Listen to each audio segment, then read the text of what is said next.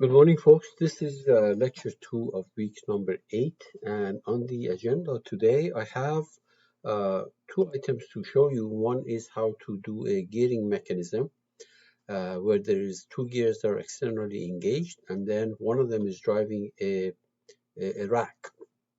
So basically, we are dealing with this situation. So we have two gears externally engaged. So pinion is over here, which is the driving gear. So the smaller gear turns, it makes the bigger gear turn, and that bigger gear drives the rack down there. So there are some dimensions that are given here. First, I'm going to make a animation without any physics, and then I'm going to come back and assume that the pinion is being driven at 120 RPM, and that's the physics that we're going to put into the problem. The second problem is a screw joint, how to do a screw joint, and we're going to come back to that later. So when it comes to doing gear joint, you have to create two revolute joints, and then you can do this, for example, gear joint icon, and a rack joint is a revolute and a prismatic one, as you can see. So let's go ahead and do the problem. I have some dimensions here. I try to stick to them, but that's really not the issue in this problem. So first thing I'm going to do is to save this thing, File, Save Management, Save As, and I'm going to create a folder called July. Okay, that is July 6. July 6, new. Okay. And first thing I'm going to do is that base where the gears are going to get mounted on. So insert a new part right here. Insert a new part in there, and I'm going to call this thing the base or the wall if you want. I'll call it base, and base.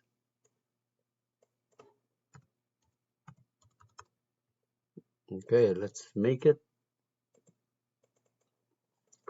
So on a convenient plane, on that vertical plane, I will sketch a rectangle.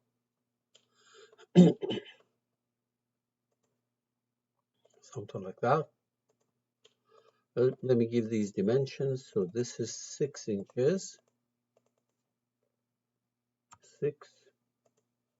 This one is 4.5. 4.5. Okay. And then I'm going to make a little circle here. Now the radius of that circle, diameter of that circle is 0.5. That's the shaft of that gear. So radius 0.25. Okay, and it's mounted like this. So the distance from there to there is 1. And the distance from here to here is 2. Okay, and then the big gear is going to be mounted into a second hole here. The diameter of it is the same as the other guy. The radius of it is 0.25. And the distance from that point to this point is, I believe, 2.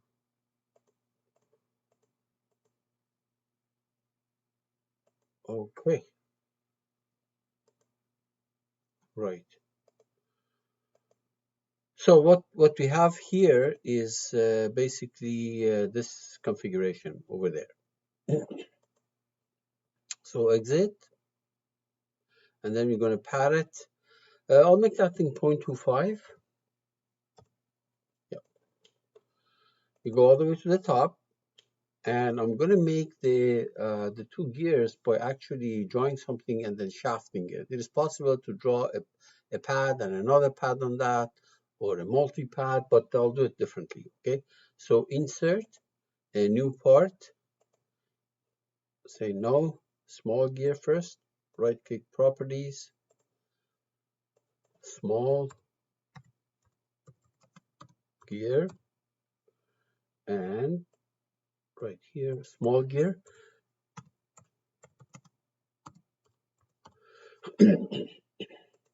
Now let's make it. So for example, on this plane, I will sketch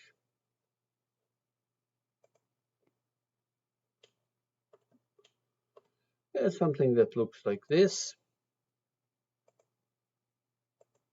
I'll fix it in a minute.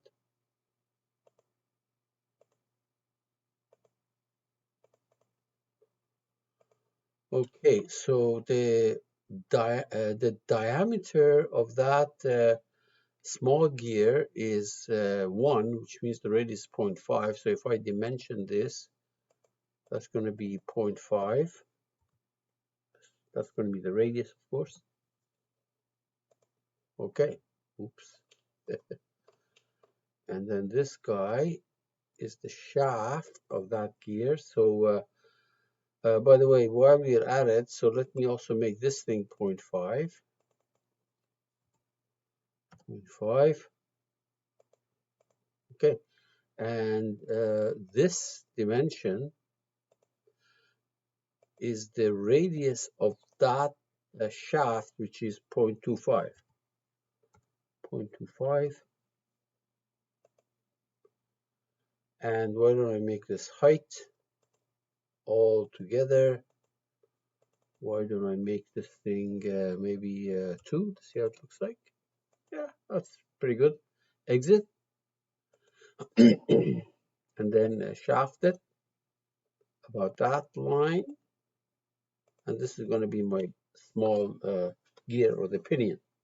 So we're going to go all the way to the top, insert a new part in there, say no, that's going to be the big gear.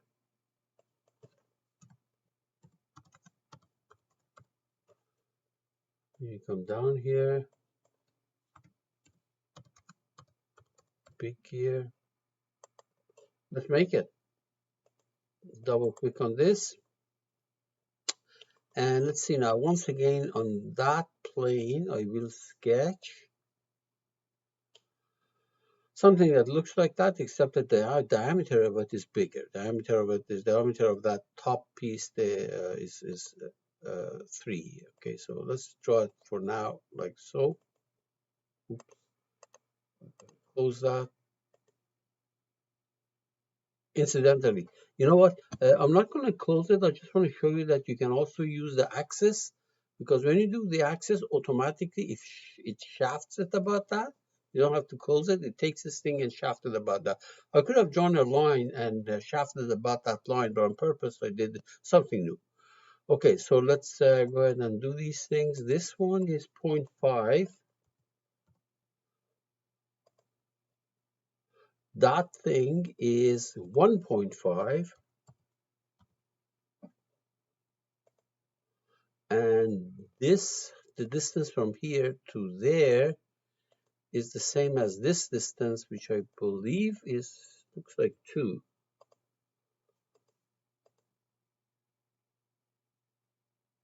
I'm not sure. Let me measure. What is it between this and that? 2. Yeah, that's good. All right, good. So if we, oh yeah, this thing is gotta be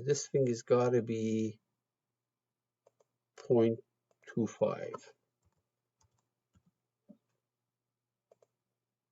All right, exit.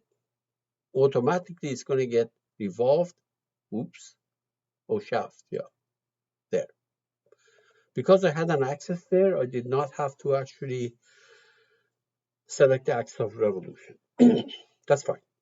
So we go all the way to the top. You have almost everything here.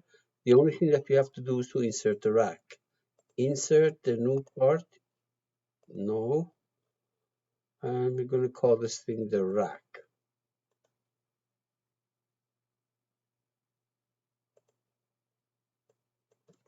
Rack and rack. Let's go make it. All it is a box. So on this, for example, vertical plane, I will sketch a rectangle, something like that, something like this. And this height is 1.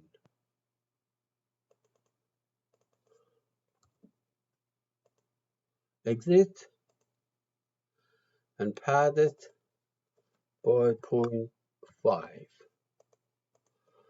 Okay, all the pieces that we want are made. So let's go all the way to the top level. Click on the floppy so that it saves everything in case things go crazy. All right, let's anchor the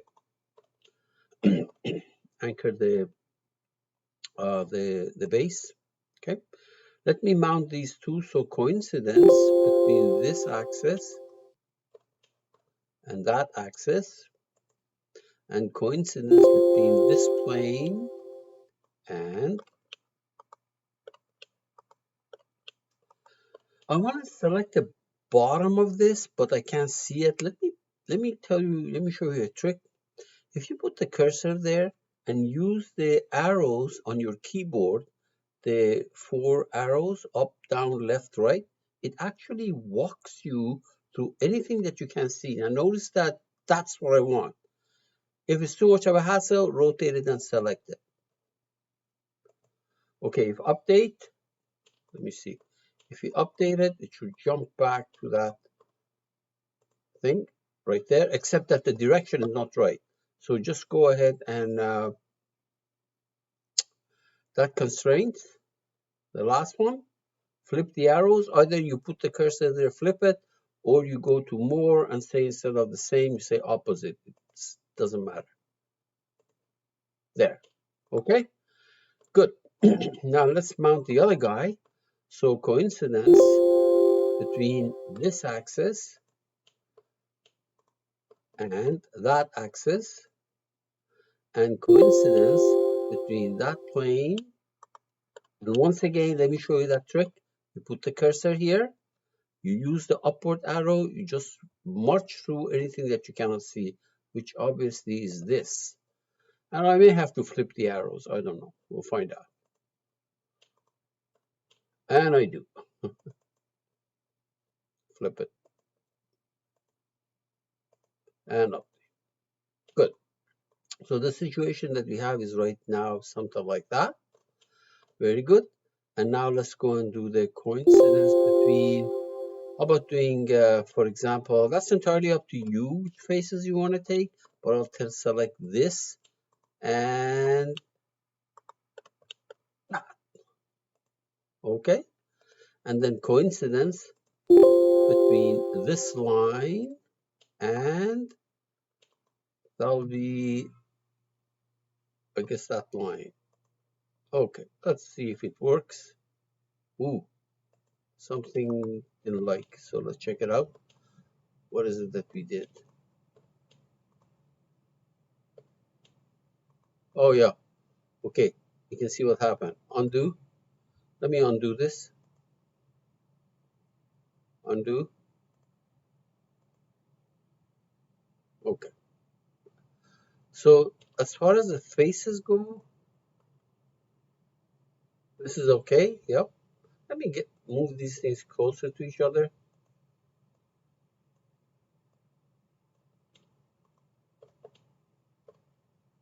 Okay. So as far as faces go, is that bottom face and that face. Okay. So that's fine. And as far as the edge goes, let me update this first. Okay, good. And as far as the edges go, so edge between this edge and we hide that edge. That should work. Where is it?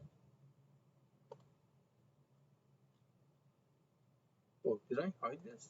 Oh yeah, right there. I'm sure that's okay. It's okay, except that this height, this height should have been 1. I made this thing, that height should have been 1. Okay, so let's go back there to that rack that we drew, that sketch. This height, I forgot to make it 1. What did I make it? Maybe that should have been 0.5. I don't know. 0.5? Let's find out. 0.5. Is that better? It looks like okay. Yeah, okay, that's good. That's good. Now, let's go all the way to the top and save this. Good. And actually, let me move this guy a little bit to the right. Good. Now, first of all, these planes, I don't want to see them. Okay, so how can I hide them? You can do right click. What? Let's see, view.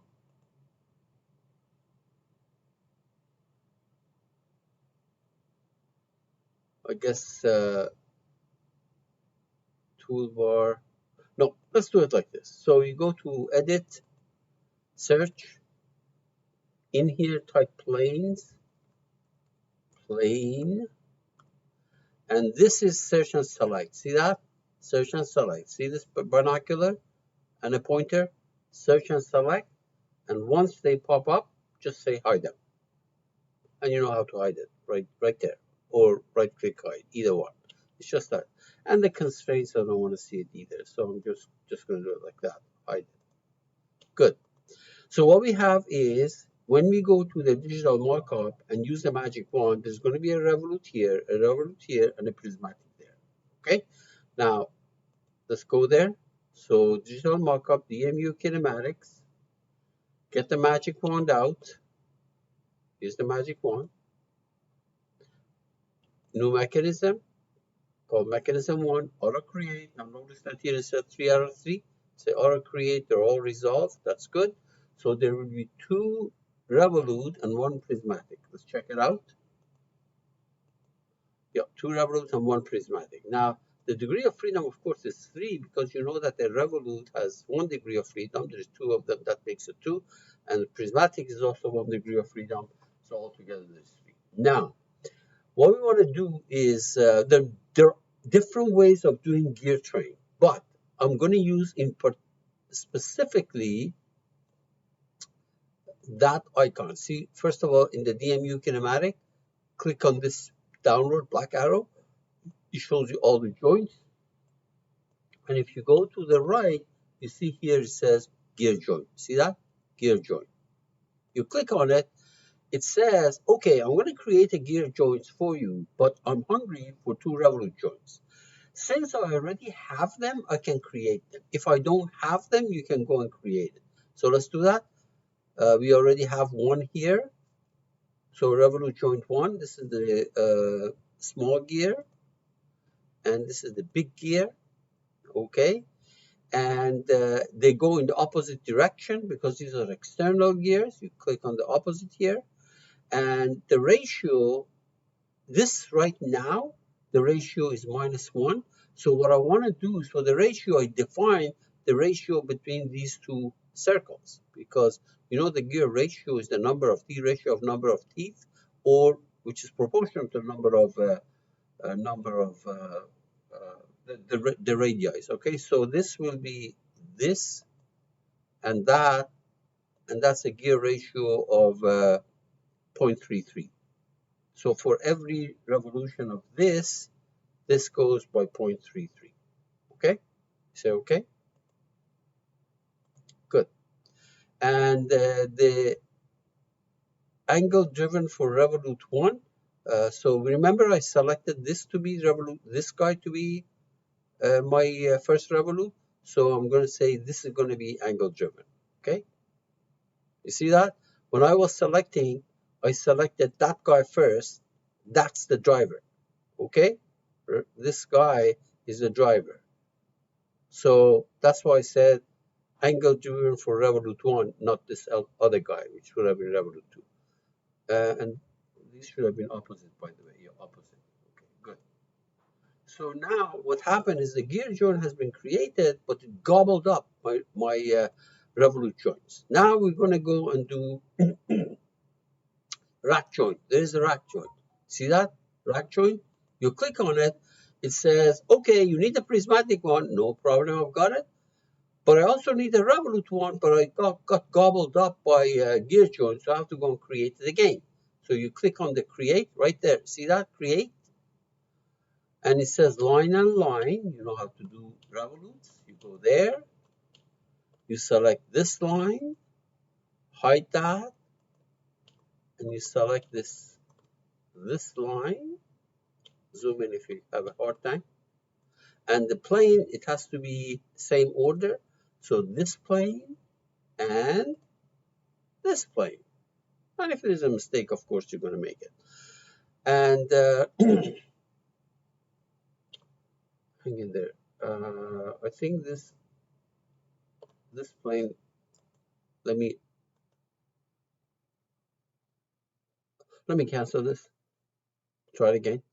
Create this line and that line.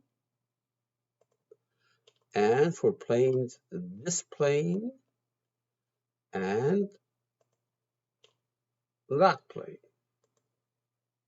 Otherwise, I need to define offset and things like that. So that's okay. And this is length driven, right?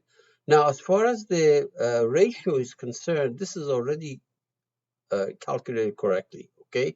Let's check it out. You define, you select that radius, and it's going to give you that ratio. What that means is that it advances that many millimeters for every turn of this big one. And it is length driven, right? Length driven. I guess this last one, let me see for a second. Let's check it out. The degree of freedom came out to be 0, which is a good sign. So let's go ahead and see whether it's working. No, I got a warning or error message that I didn't like, but anyway, degree of freedom is 0. So let's check out, see whether it works or not. So here is the simulation with command. And if you want to simulate it, change some commands. There are too many commands. Okay, no problem. That's fine. Let's go to that rack joint. I make that thing length driven. Let me take that off. I say okay. Okay, now mechanism. That second one I did not have to do. Remember, I made this thing angle driven. I also made this thing length driven. Obviously, that is cannot be done because once this is angle driven, when this big gear moves, because it's a rack gear, it moves that rack with it. Okay, no problem. Let's try it. There we are. Now, you might say, wait a minute, how do I know if these are rotating? Let me show you something here. If, for example, I go, let me do this. If I go to base, if I go to the, not the base, a small gear, and on this, I make a little indentation. So select a little circle, because I want to see whether this is actually rotating or not. There we are. And exit. You see there's a circle there.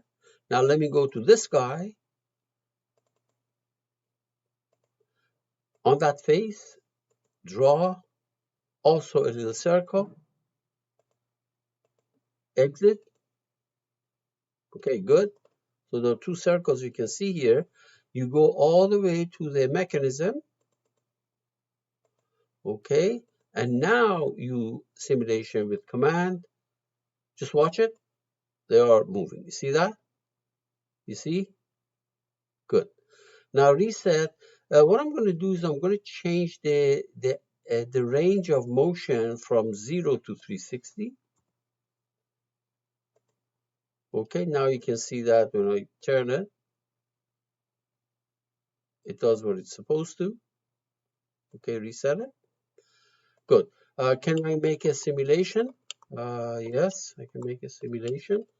So where is that thing? I don't need this anymore. I'm going to close it. So this is going to be simulation. Drag this thing all the way to the end. Insert. And change this thing to anything on one and make it go back and forth. How about that? So it goes forward, and it goes backwards, and it goes forward, and it goes backwards because I made it look like that. Right here, I use this loop change mode. Okay, now stop it, rewind. Okay, no physics. So let's put some physics into it. You click on the click on f of x, click on mechanism. This is the angle driven. This is the pinion. Remember, I said add a formula equal to 360 degrees. Oh, actually 120 RPM, right? So that's 720 degrees. 720 degrees per second times time, variable time, which is right here. Double click on it. That's the physics. And let me see now. If I want to check the correctness of this, what I can do is that I can plot the velocity of this point on the rack, which is going to be big R times omega. Omega is 4 pi, right? 120 RPM is 4 pi per second multiplied by that radius, which was 1.5. You better give me the velocity of this. So let's go ahead and do this. So ball rolling down a ramp. This is the point. The reference product is the base. The point is here. Say OK. And then I'm going to say simulation with laws. Where is that? Right here. Right there. Simulation with laws over a 2-second period. Now 2 seconds, this is going to turn four times. So make it 1 second, okay? 1 second is going to turn. This is going to turn two. Actually, you know what? Let's make it 4 seconds. 2 seconds. Okay, no problem. Okay, good. Activate sensor. If I say, give me the speed, linear speed, obviously it's going to be at that point. The answer is going to be R omega, right? R omega, R is 1.5. The radius of that big gear was 1.5 inches. R omega was 4 pi. Right, omega was 4 pi. So times 1 is going to be 1.5 times 4 is going to be 6. 6 times 3-ish is going to be about 18, 19. Okay, so good. So better get 19 inches per second. So play it. No problem. Graph, we better get 19 inches per second. Oh, wait a minute. Let's check again. What was the speed? 720 degrees per second. That is 2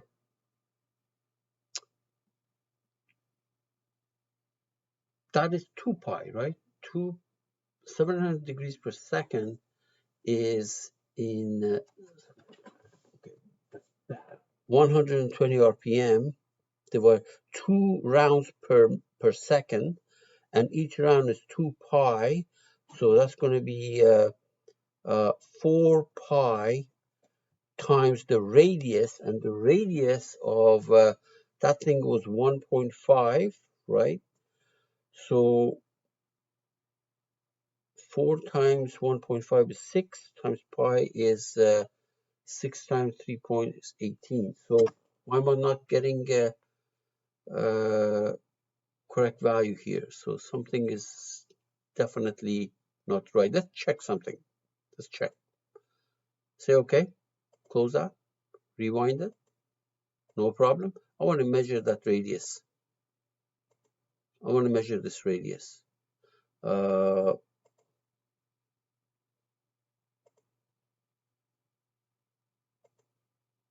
1.5 inch R, yeah, this is R, times omega. Omega was, let's check it out, 720 degrees per second. So that is 2 rounds per second times 60 seconds. It's 120 rounds per minute. That's okay.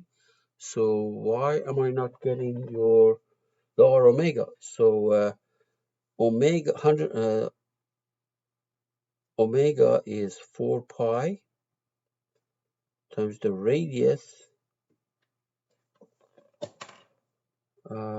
Yeah, I'm not getting what I expect. Let's check this. Simulation with laws. Activate sensor. Speed. Okay. Inch per second. That's correct. Oh, I'm sorry. I'm sorry. That 120, 120, 120 RPM was for the pinion. Okay, remember the speed of that big gear is actually the 120 times the gear ratio, which was roughly 0.3, roughly 0.3. So this number that I said, this calculation that I did, you have to multiply it by 0.3 to get the speed of the rack.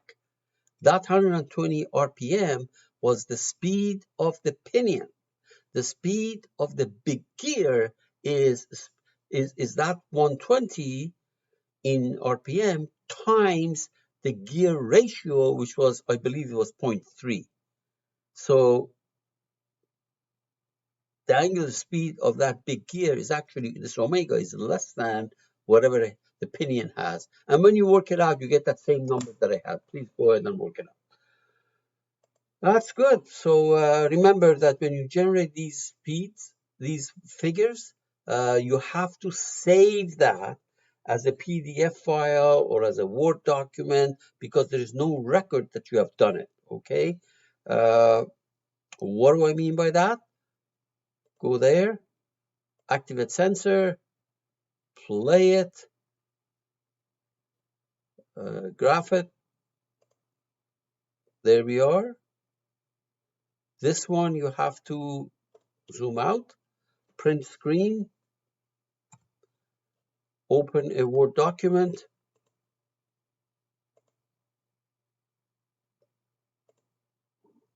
paste it. And if this is the graph that I asked you to generate, save it, save as, browse. It was July 7th, I believe, July 7th new or something like that. July 6th new, sorry. My plot to be marked. And this is going to be in that folder.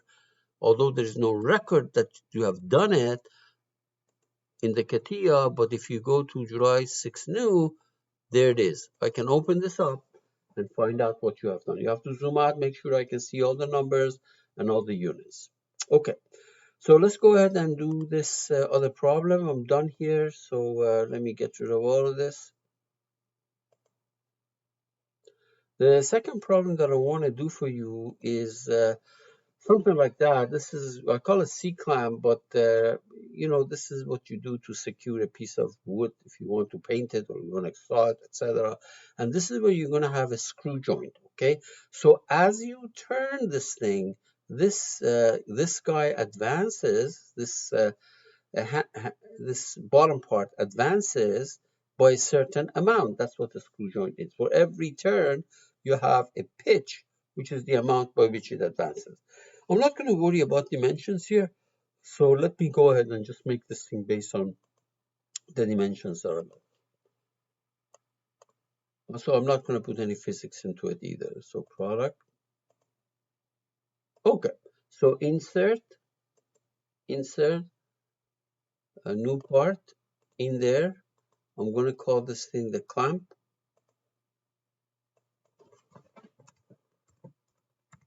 Clamp.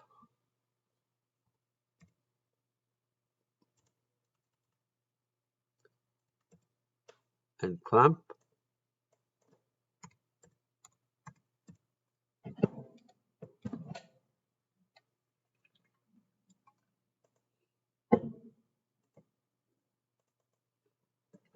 Let's make it on that vertical plane. I'll use sketch. Yeah, something like this.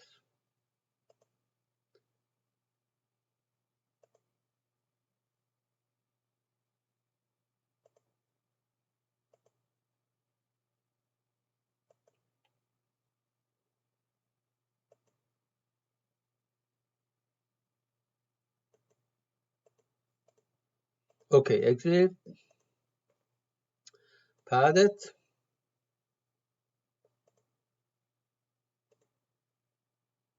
Okay, good. On that plane, I will sketch. I want to make a hole there. Yeah.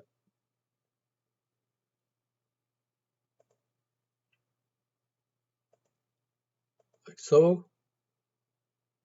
Exit, make a pocket in both directions, all the way to the top. Okay, good. Oh, actually, not on the top. On the top, I want a gadget like this. Okay, so no problem. So actually, don't go all the way to the top. Okay, that's good. Okay. On that bottom face, on that face, I will sketch. Why don't I project that circle? I'm trying to minimize my work. So right there, you can see that. Exit, exit, right there. Make a pad. Okay, that's too much. Maybe point 0.3, 0.4. See how it looks like? Yeah, okay, that's fine. And on that face, I will sketch. Let me change the rendering here so that I can see what's going on. It's that circle, right? I can see now. Let's see, what is it? Oh, yeah, on that. Okay, good. I'll draw a circle here. Okay, let's make these things concentric. That guy control this fellow.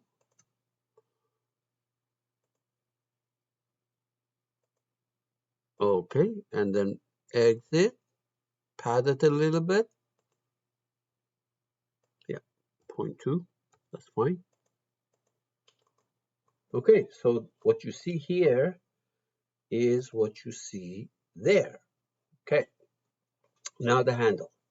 Now this thing and the handle. So let me go ahead and do this. So we go all the way to the top, insert, new part, say no, and I'm going to call the handle, properties, handle. This is the instance name, handle. This is the part name, make it. And so just to make what's going on that plane, I will sketch just so that I can see what's going on here. The different ways of doing this thing, for example, I can do it like that. Let me draw an axis here first. Please remember, there are many ways of doing these things. Okay, and then I draw my sketch, something like that.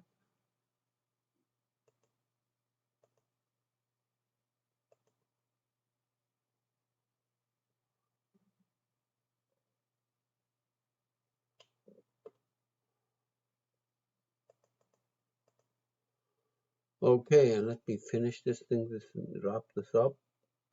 I have to come back and fix this thing. So exit, when you exit, and then you shaft it, it will create that thing for you. The only thing is that I don't know, these dimensions may not be exactly the same. That's okay. We don't care. The only thing is that I need a handle down here too. So let me go back to that sketch.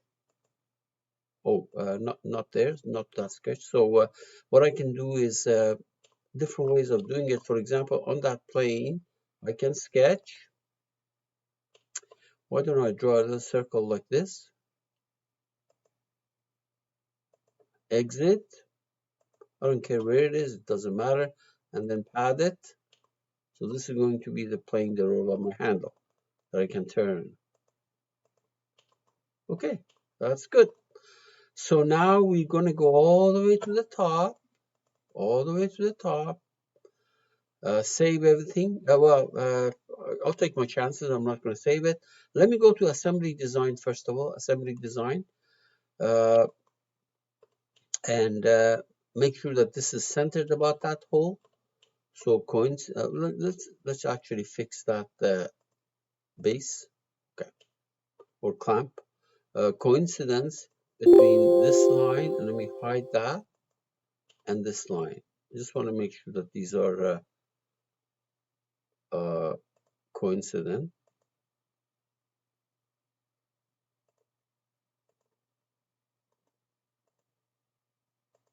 Update. Okay, good. Now I'll bring it down. There we are. Okay. So that's pretty much it. So let's go ahead and as a matter of fact, you can see that I can even delete this. I don't need this. Okay. So we're going to go to digital markup, DMU kinematics, get the magic wand out. It tells you that there are no constraints. So this is fine. I understand that. So what we have to do is notice there are no constraints. If I had not deleted that guy,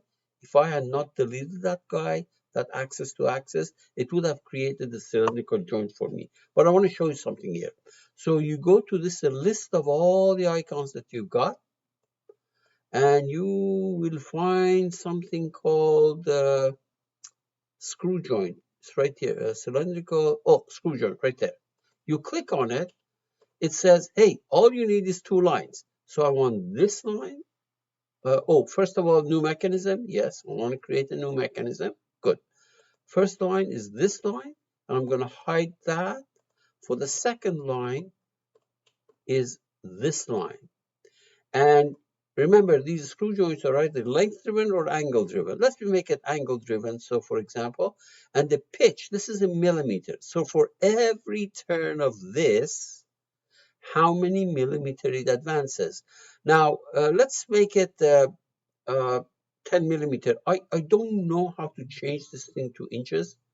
I'm sure there is a way to do it, but let me leave it like that. Let me put 20, maybe 10 millimeters. Okay, 10. Okay, that's going to be millimeter. Because if I try to make inches here, type inches, it won't take it. So there must be, this unit is millimeter, I'm sure. So we say, okay. Notice that a joint has been created right there. Screw joint. Where is the handle?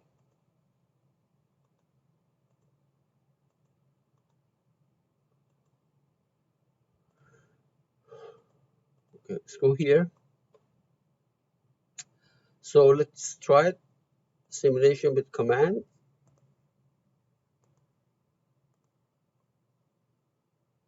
Oh, fixed part. Okay, that's fine. So although this is fixed here, but this fixity happened because I did not assembly design. And remember, it says that you have to add a joint here. Look, right there. See that? Right there. There is no fixed part here. You can see that. You click on this. You click on that. See that? You click on this. And new mechanism. Okay, I don't like this. You know what? Why don't I delete this? I deleted that. Let's try it. Okay. First of all, let me fix something. Okay.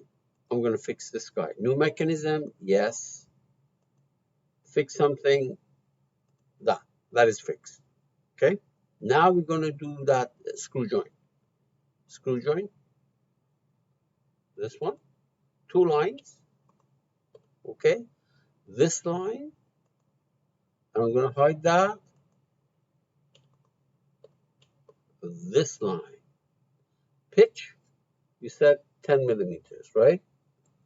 Every and we're going to make this thing angle driven 10 millimeter. Okay. Every turn of that handle advances this thing by 10 millimeters. And we say, okay, mechanism can be simulated. All right, where's that guy? Let's bring it in the show mode. There we are. Let's try it. There is your simulation with command. Let's go 0 and 360. Okay, so if I turn this thing, this should turn and it should advance. The amount of advancing is that pitch, which is 10 millimeter. So you see that?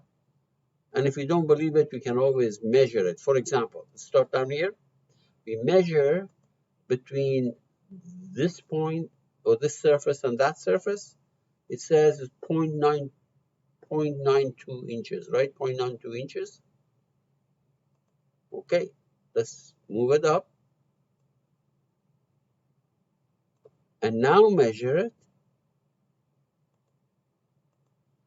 It's more than 0.92 inches, and that difference is the 10 millimeters. Okay? So that shows you how to use this screw joint. All right, folks.